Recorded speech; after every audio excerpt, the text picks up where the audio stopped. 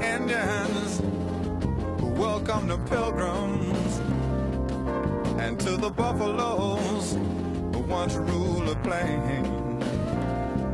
Like the vultures circling beneath the dark clouds, looking for the rain, looking for the rain. Just like the cities that stagger on the coastline, in a nation that just can't stand much more. Like the forest buried beneath the highway, never had a chance to grow. Winter in America. Gil Scott-Heron here on Democracy Now!, democracynow.org, The War and Peace Report. I'm Amy Goodman. Our guest, Tyson Slocum, Director of Public Citizens Energy Program. He says BP has one of the worst safety records of any oil company operating in America. Joining us from Washington, D.C. Before we go down to Louisiana, Tyson, explain why corporate crime isn't dealt with the same way as common crime, especially when we're talking about the deaths of workers. Well, I think we have a very weak legal system that inadequately holds corporations accountable, and that, I think, shows the incredible power that large multinational corporations exercise over our democracy every day. Last year, the Supreme Court in the Citizens United case took it to a very radical step, enshrining corporations with the rights of people under the constitutional protections of First Amendment speech rights. But the Department of Labor has a number of statutes requiring all sorts of regulations for employers to try to protect workers, but the fines and sanctions for failure to adhere to those laws and regulations are incredibly weak. And again, when you're dealing with a company like BP that makes billions and billions of dollars in profits every quarter, fining them $20 million here, $50 million there, just simply is a cost of doing business for the company. And so we as a society need to think about, when we're faced with a corporation like BP that over just the past couple of years has shown willful disregard for U.S. laws and regulations. 15 people died at a BP refiner explosion where the company was found to have committed hundreds of violations of workplace safety laws.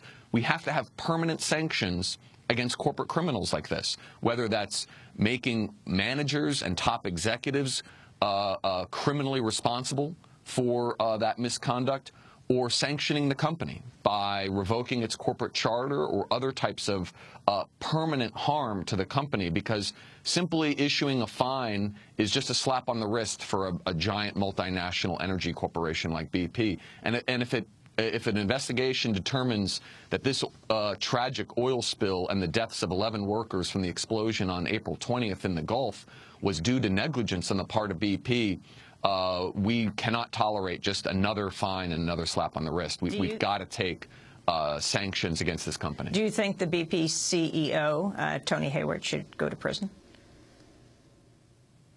Well, I think that we need to have an investigation to determine if BP was negligent. And if it turns out that BP was negligent and that the CEO was aware of decisions that were made by top management that led to that negligence, then yes, absolutely, executives should go to prison if they are found guilty of negligence that resulted in the deaths of workers. Well, ever since BP's Deepwater Horizon rig exploded and sank several weeks ago, BP and Transocean have been hit by a spate of lawsuits. We're joined now from New Orleans by an attorney representing several workers who survived the blast. As well, he is representing Natalie Rostow, the wife of one of the 11 workers who were initially missing, now presumed dead. 23-year-old Shane Rostow was a floor hand working on the drill floor when the explosions occurred. Just a day after the explosions, Scott Bickford filed the first lawsuit on behalf of Natalie Rostow against BP, Transocean, and Halliburton, accusing them of negligence and violating numerous statutes and regulations. We did invite BP on the broadcast, but they declined to come on. Scott Bickford, welcome to Democracy Now! Please explain your suit. Good morning. The suit that we have filed for Natalie Rostow is for the death of her husband, and it's on behalf of her and her 3-year-old son at this point. We've alleged BP and Transocean's negligence, as well as allegations of Halliburton's negligence. We've done further investigations to identify the drilling contractor on the rig at the time, to identify people who manufactured certain various equipment on the time, and we'll go ahead and amend and add those parties as this suit progresses. Can you tell us about Natalie Rostow and about her husband, who is now, of course, presumed dead? They are from Liberty, Mississippi. Natalie and her 3-year-old son still live there. Shane had been working as a floor hand on the rigs for about 3 years.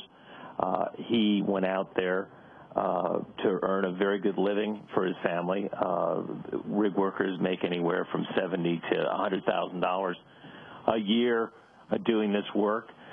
They had been married just about 3 years. And he was a very dedicated worker. He was the guy that had his wedding date and his son's birth date written inside his hard hat. And when was the last that Natalie heard from Shane? Actually, the morning of the incident. What did she hear? They had just talked. It wasn't anything about the rig, or as you know, this happened around 9:30 at night.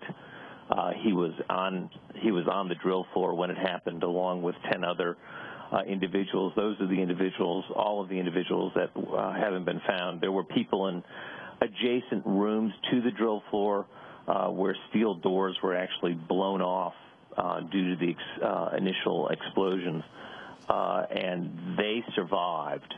However, they have not been able to find any trace of the 11 men that were actually on the drill floor itself. Had Shane himself been afraid? Did Natalie see this as a dangerous job for her husband? I think everyone sees working offshore as a dangerous job. I mean, every year there are a number of injuries and deaths from offshore workers.